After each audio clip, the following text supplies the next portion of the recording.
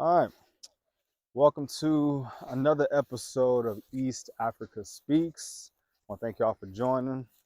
Today, I'm joined here with my sister, Niyarial. I get that right? Yes. Okay.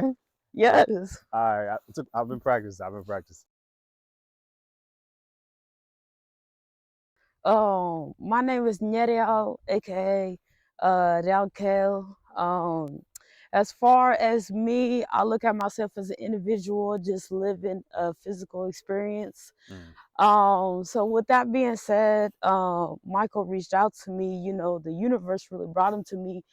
And he just wants me to speak about my story, and then also like being able to, speak on some other things that I feel like is very touchy.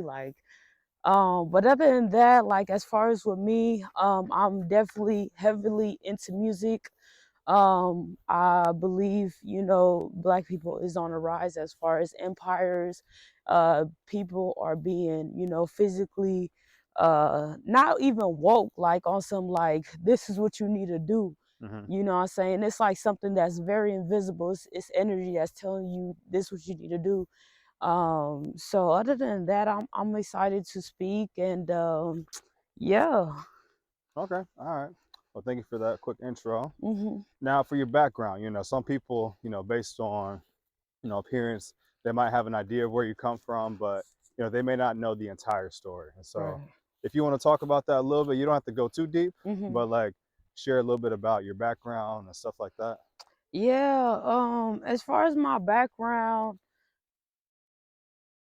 I'll be honest with you. Like, I'd rather just say like my upbringing. Okay, that's cool. Yeah. So I would say like my upbringing. I was born in Addis Ababa. Addis Ababa is in East Africa. It's below Sudan, which is in the continent. I mean, the country of Ethiopia in the Mm-hmm. continent of Africa. Mm-hmm. So I was born in 1997. Mm-hmm. And so what happened is that, a war broke out. It was a civil war. And a lot of the people in our tribe, especially the Nur tribe, I'm from the Nur tribe, Mm-hmm. aka Sudanese, Mm-hmm. aka Kushaiba anyways. Yeah, So the war we'll go broke right. out. Okay. Okay. The war broke out and everyone was signing papers in order to get to America. Mind you, other people were going to different continents, Australia, UK, and etc. So my family came over here in 1998. We first landed in Texas. Um, and so, my sister was born, and then we came over here to Omaha because there was a lot of Sudanese people here.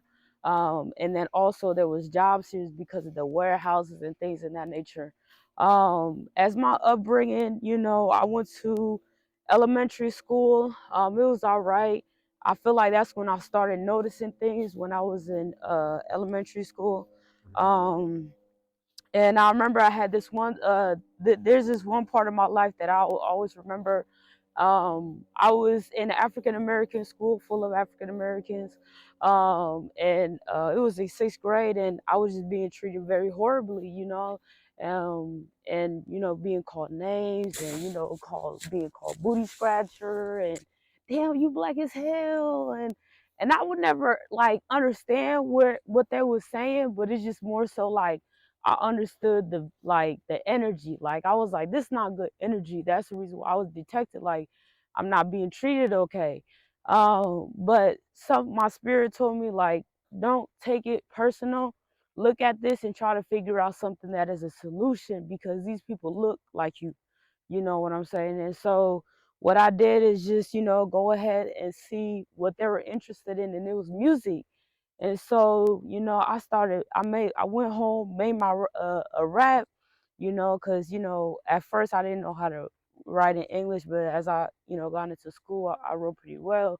And so I wrote my own rap, came to school the next day, presented my rap, and then I had all the friends in sixth grade, and that was the best year of my life. Like I was like, wow, and it made me understand, like, anybody that's black, we energy is our whole language. That's our universal language. You know what I'm saying? So it's like that's how I move. Other than that, of course, everybody got struggles. I'm not gonna get into that, but my upbringing is just nothing but love and energy, regardless of what has been done wrong to me. But yeah. Now, going deeper into the music. So, since that time when you're in elementary school, how has that blossomed since then? Um, so what happened is that 2009, I met up with my homeboys. Till this day, we are very tight. He calls me his big sister. It was Trayvon, Tyron, and Kamari. Those three, we had a group named Home Run Hitters. They recruited me. Mind you, we live in the same neighborhood. Mm-hmm. We live in a housing authority, all that. So it's like they see my talent because I was always into rap and I would hang out with them. They Mm-hmm. didn't knew I rap at first, but I was just so into it because it's like rapping or however you do music, it's a form of expression. You Mm-hmm. know what I'm saying? Being Mm-hmm. able to relate to people. Mm-hmm. And so I developed my skills with them and we would rap every single day, go Mm-hmm. around the neighborhood, Mm-hmm. kind of rap to people. And so ever since then the group stopped. And so I think I was like, I don't know, 12, but and then what happened is that like recently my friend passed away in the year of 2017 in December. And so 2018 I was heartbroken as well. And so those two took me the fuck out, like, excuse my language, but they took me out that I thought I was gonna die. Like, Mm-hmm. because it's like you got two people that you love. One, you getting hurt. Two, someone just transitioned to a different world. So that type of combination was too overwhelming. So that's when I went to what I knew, picked up the pen, and then I wrote like a whole EP, put it out. People loved it, you know what I'm saying? And then like that's when I started like, picking up the phone, just getting some advice. One thing about me, I get advice, but Mm-hmm. picking up the phone, trying to figure out what I could do. My friend Tekken was like, yo, like you need to go to open mics, you need to push out your music more, you need to get to know people like that. He's a comedian. Shout out to Tekken, I love you. And so yeah, so like it bloomed because I was like, I want this not only to have the world listen to it, but to be able to connect with my city first, connect with people and let them know like, hey, like you can do whatever you want. And that's the whole message in my music. Like Mm-hmm. being positive, not cussing in my music because I know other generations are expired, but being able to push out the energy, like dreams happen, anything you want. Mm-hmm. Yeah. How would you say your relationship with the universe has changed since, from the time you were younger until now? I know it's kind of like a deep question, Yeah, I but love that. I've been thinking this past week, but I feel like back then when I was a kid, like,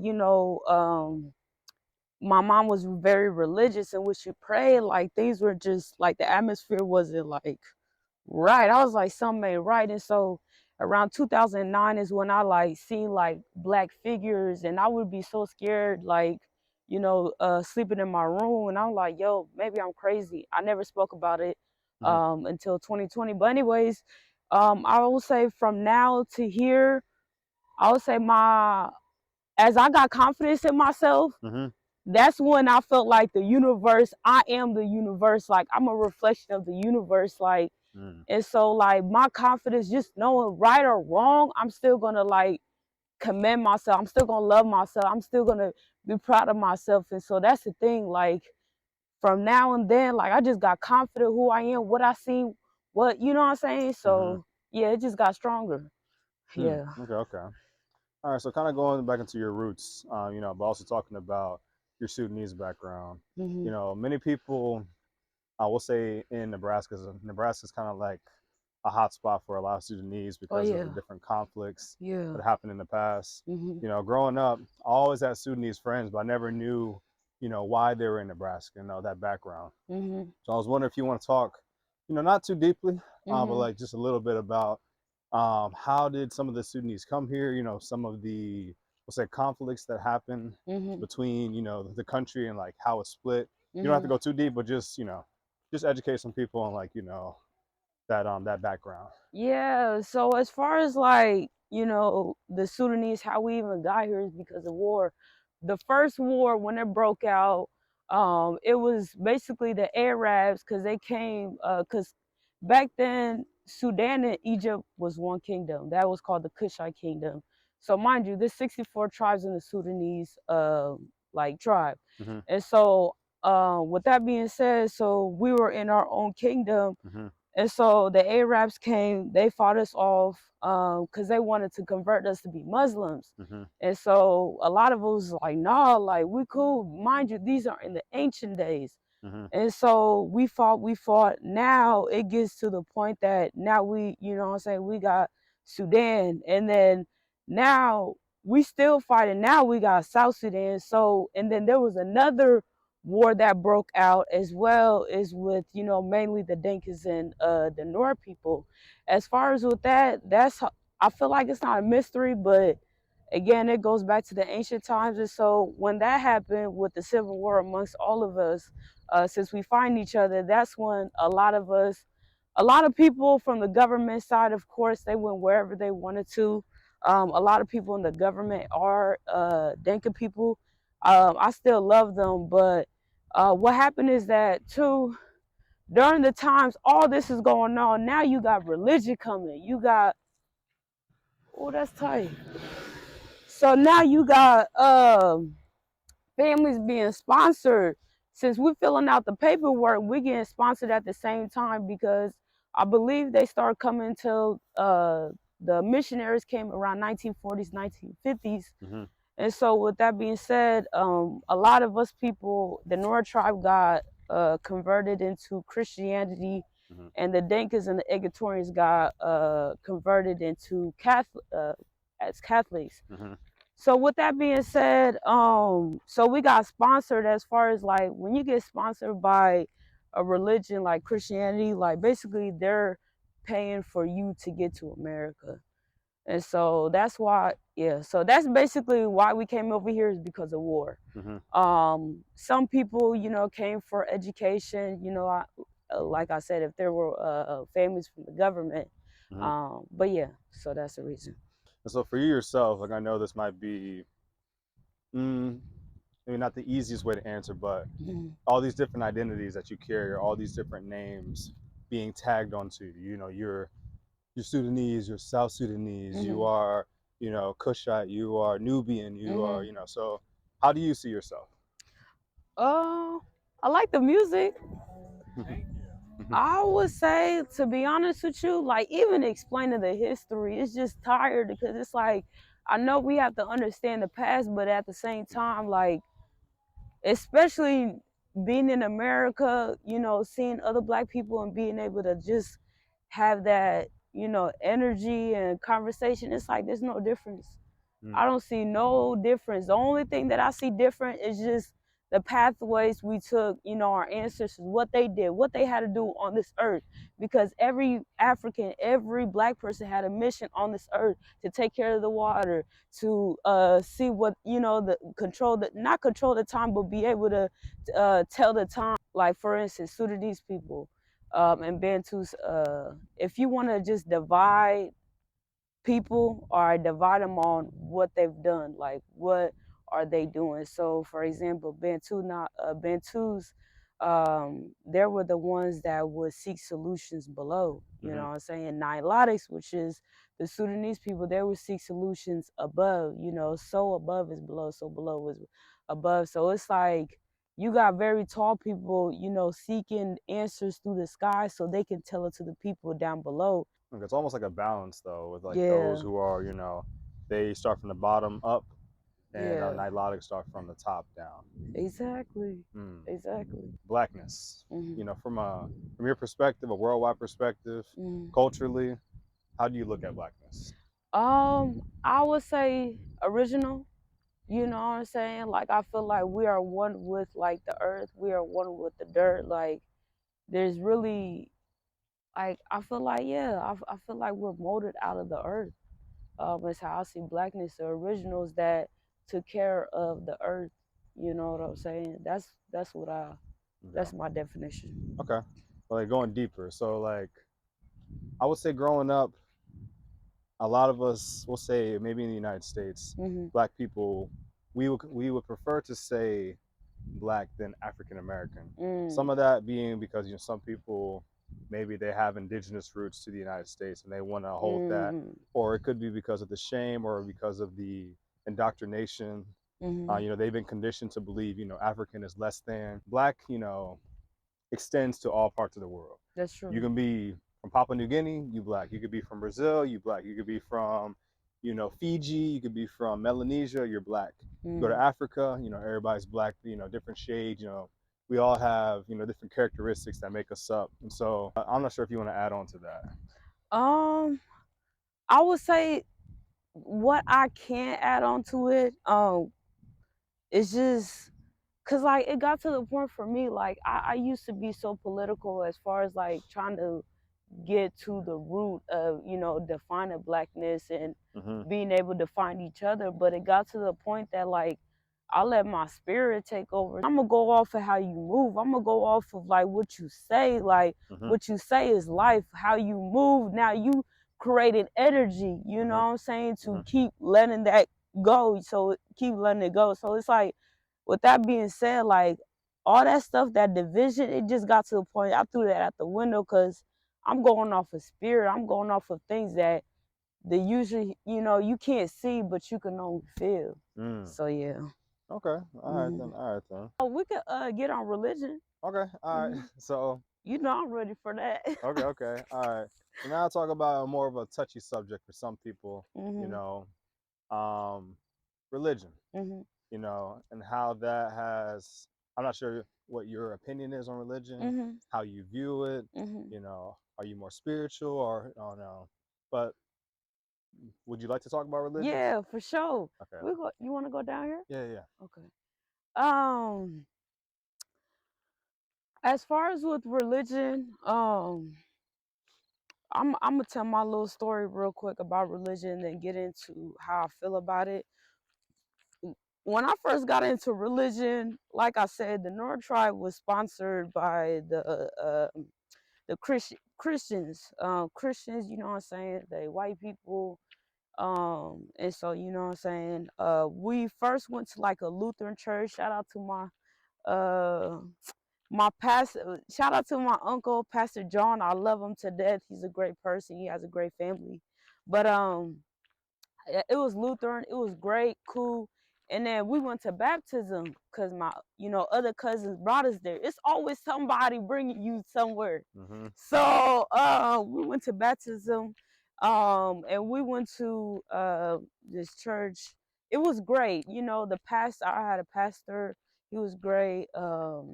You know what I'm saying. But there was just a couple things that like I was like, some ain't right. Like, it was the way I was being treated at first. Cause I remember, you know, I used to talk real like ghetto. My mom was like, girl, you okay? But like, this girl was like, I was like, man, I should probably like go to like a school or take classes so I could speak English more proper. She's like, I think you should. Mind you, she white. I ain't tripping. Like, but I'm like, damn, sis, why you co-signing that? What you trying to say, bruh?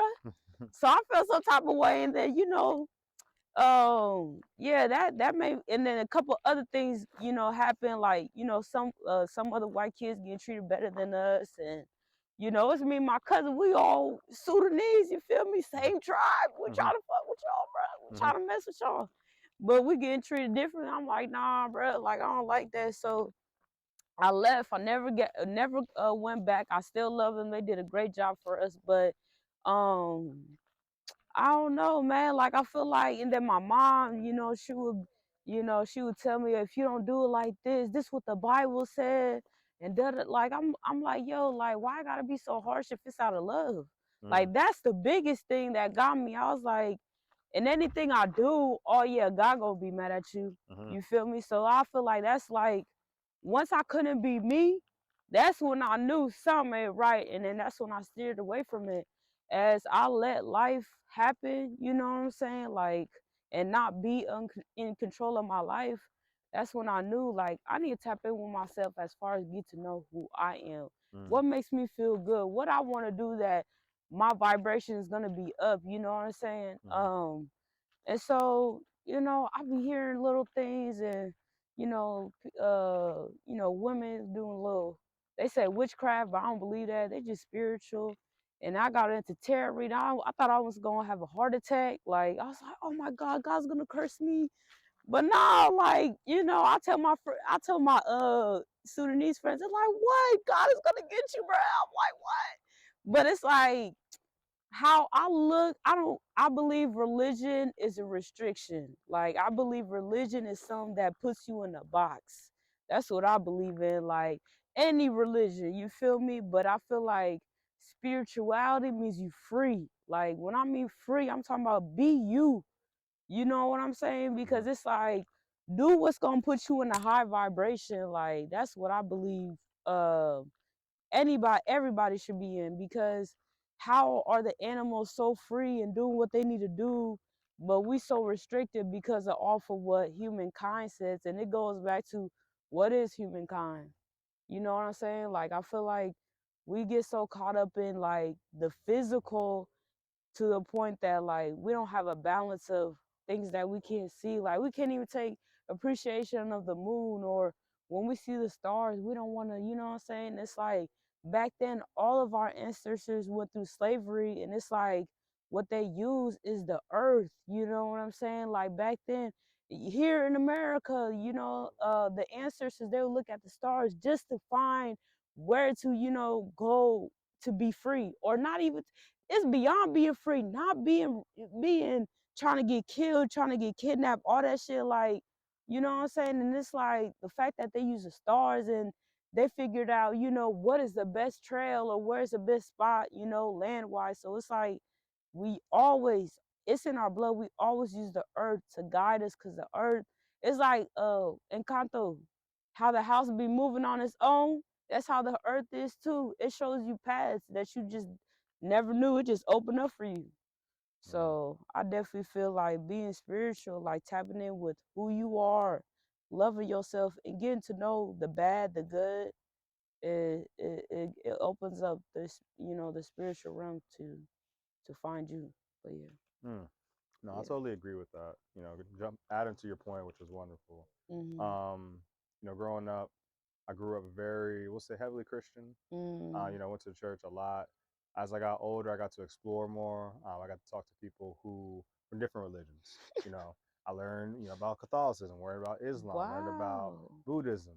Then I started to get more into spirituality. Talking to people who are mediums, those who understand, the balance between sun and the stars, as well as, Wow. like being able to understand the astro theology that exists, and like, sun worship. And so I think Wow. everything there is all of that within religion, but I Mm. think definitely does bind you a little bit to somewhat. I mean, to some extent, Mm. where you're not allowed to be critical, and that's one Mm. thing that I don't like. I'm not allowed to ask certain questions. Yeah, Yeah. Yeah. yeah. It's like, why can I ask that question? It's like, oh, okay, oh, I've crossed the line. So, Right. yeah, so that's where some people they get really mad. Like, you're not supposed to ask questions.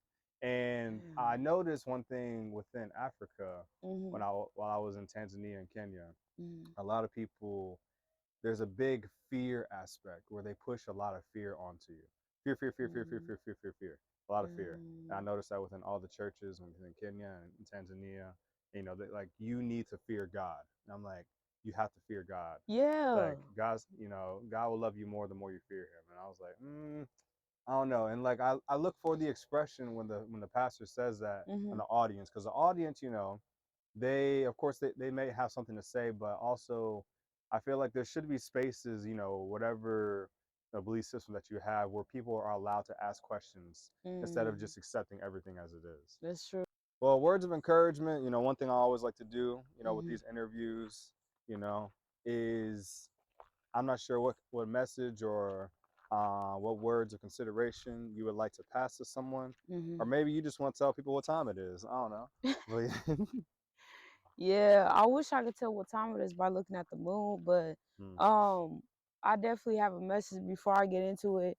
I bump into this girl. I need to send it to you. She's very powerful. mm-hmm, And she's very young too. And one thing that she said is that there was never, till this day, and this was in the ancient times, Mansa Musa, um he was the most, wealthiest man on planet, you know what I'm saying? So it's like, one of the things that he did is study the stars, you know what I'm saying? So it's like, the fact that he studied astrology, and he gained that much wealth, it was beyond fortune. You know what I'm saying? It's like, that's amazing.